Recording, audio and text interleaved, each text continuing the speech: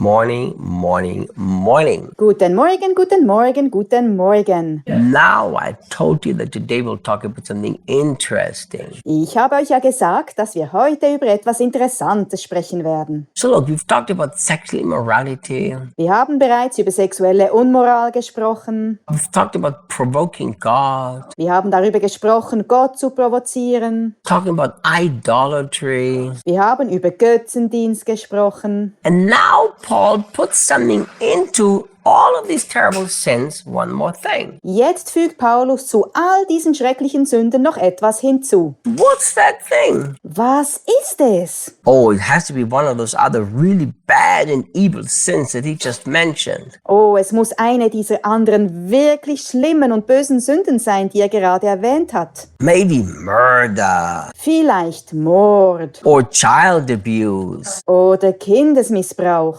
Well, let's see what he puts in there. Mal sehen, was er da eingefügt hat. And, oh, it is a bad one. Oh, es ist etwas Schlimmes. A really terrible one. Etwas wirklich Schreckliches. Has to be bad because it's put in the category with sexual immorality, with testing God, and with even idolatry. Es muss schlimm sein, denn es wird in dieselbe Kategorie gestellt wie sexuelle Unmoral, das Testen Gottes und sogar schlimmer Götzendienst. Well, let's read it. Dann lass es uns lesen. And we must not embrace their ways by complaining. Ooh. Vers 10. Und wir sollen ihre Wege nicht nachahmen, indem wir uns beklagen.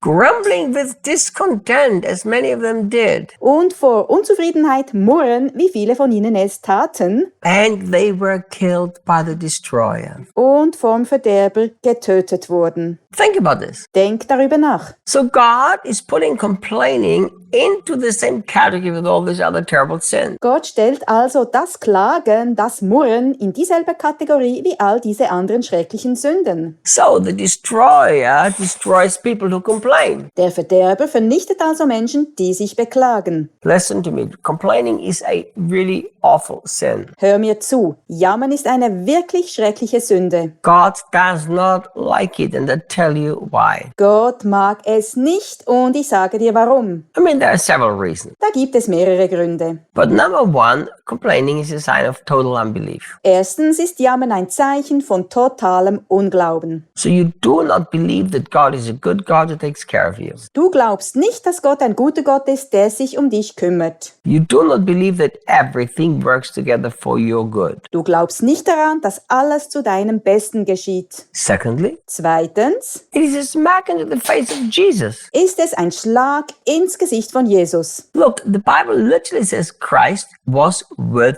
them. Die Bibel sagt wörtlich, Christus war mit ihnen. If Christ is with you and Christ saved you and Christ provides for you and Christ cares for you, why do you still complain? Wenn Christus mit dir ist, wenn Christus dich gerettet hat, wenn Christus dich versorgt und wenn Christus sich um dich kümmert, warum beklagst du dich dann noch? You know, can you imagine how hurtful that must have been to the Lord? Kannst du dir vorstellen, wie verletzend das für den Herrn gewesen sein muss? He did so much for them. He gave them so much. He showed them so much. Er hat so viel für sie getan, er hat ihnen so viel gegeben, er hat ihnen so viel gezeigt. And what was left is a life of complaining. Was übrig blieb, war ein Leben des Jammerns. I'm telling you, complaining will keep you into your own desert and will destroy you. Ich sage dir, Murren wird dich in deiner eigenen Wüste halten und dich zerstören. So you have to make a decision that complaining is not part of your life. Du musst also die Entscheidung treffen, dass das Jammern nicht zu deinem Leben gehört. Do you know what? Just think. Denk mal darüber nach. Instead of complaining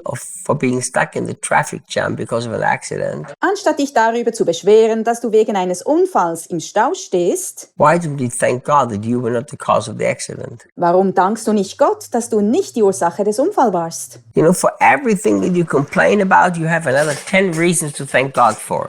Für alles, worüber du dich beschwerst, hast du 10 weitere Gründe, Gott zu danken. Now he says in verse 11, Nun sagt er in Vers 11, all the tests they endured on the way through the wilderness are a symbolic picture. all die Prüfungen, die sie auf dem Weg durch die Wüste durchmachten, sind ein symbolisches Bild. And an example that provides us with a warning so that we can learn through what they experience. Und ein Beispiel, das uns eine Warnung sein soll, damit wir aus dem lernen können, was sie erlebt haben. What did they experience? Was haben sie erlebt? Destruction because they complained. Zerstörung, weil sie sich beklagten. They experienced death because of sexual immorality. Sie erlebten den Tod wegen sexueller Unmoral. So Paul is saying they're going through the wilderness was actually just a picture so that you can learn, don't be like them. Paulus sagt, ihr Weg durch die Wüste war eigentlich nur ein Bild, damit ihr daraus lernen könnt. Seid nicht wie sie. Look, he's telling us, for we live in a time when the purpose of all ages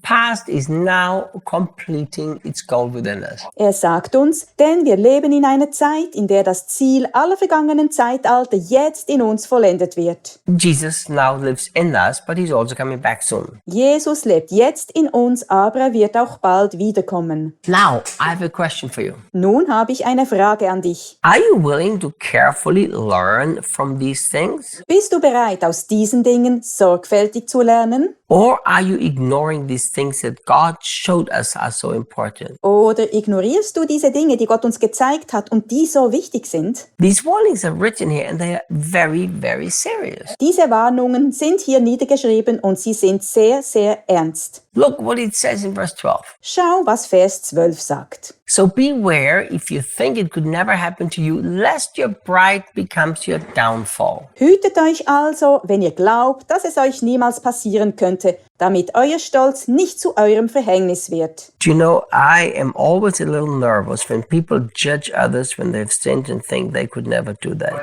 Ich bin immer ein wenig besorgt, wenn Menschen über andere urteilen, weil sie gesündigt haben und denken, dass sie so etwas nie tun könnten. Do you know, I read this saying Ich habe mal ein Sprichwort gelesen, that said something like this: the action that the greatest criminal has committed das in etwa besagt, dass die Tat, die der größte Verbrecher begangen hat, is not as bad as the potential action in you. nicht so schlimm ist wie die mögliche Tat in dir. Do you know, we have to understand that an attitude of arrogance, I would never do this, is so dangerous. Wir müssen verstehen, dass eine arrogante Haltung wie ich würde das nie tun, so gefährlich ist. Because the truth is, if the grace of God is taken out from our life, you tell me what's left. Denn die Wahrheit ist, wenn die Gnade Gottes aus unserem Leben genommen wird, dann sag mir, was übrig bleibt. What's left? So let's learn from these terrible, terrible sins that they've committed. Lasst uns also von diesen schrecklichen, schrecklichen Sünden lernen, die sie begangen haben. Let's learn from this displeasing life that they've lived. Lasst uns aus diesem missfallenden Leben lernen, das sie gelebt haben. Let's stop complaining about anything Hören wir auf, uns über irgendetwas zu beschweren and start to live lives that truly please our God. und fangen wir an, ein Leben zu führen, das unserem Gott wirklich gefällt. And remember Und vergesst nicht, that we will see you tomorrow. dass wir uns morgen wiedersehen werden.